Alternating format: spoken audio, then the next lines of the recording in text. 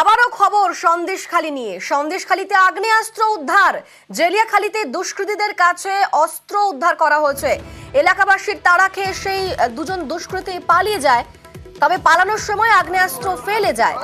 আমাদের সঙ্গে রয়েছেন প্রতিনিধি জিয়াউল। জিয়াউল, আবারও সেখানে অস্ত্র, কারা সেই দুষ্কৃতী? পুলিশ কি বলছে কেন সেই অস্ত্র আনা হয়েছিল?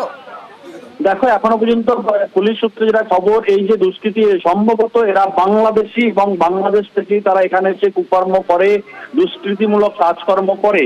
মূলত সন্দেশখালী, জিলিয়াখালী, পিয়ারাখালী ফেরিঘাট সংলগ্ন সেখানে কি তৃণমূলের কর্মী সভা ছিল। সেই কর্মী সভার পাশেই বেশ কয়েকজন দুষ্কৃতীরা ছিল এবং তার পাশেই ছিল একেবারে বিজেপি কর্মী সমর্থকরা।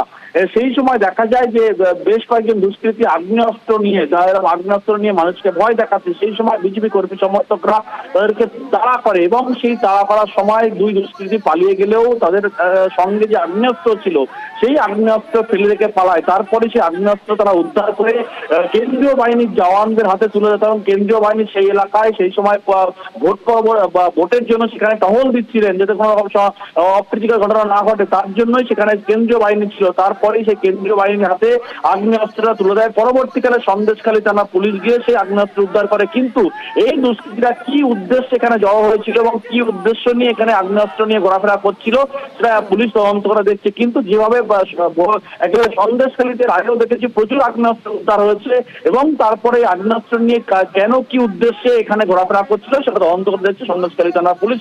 ইতিমধ্যেই একজন দুষ্কৃতীকে গ্রেফতার করে তাকে জিজ্ঞাসাবাদ চলছে কি উদ্দেশ্য নিয়ে এই আগ্নেয়াস্ত্র এখানে নিয়ে আসা হয়েছিল।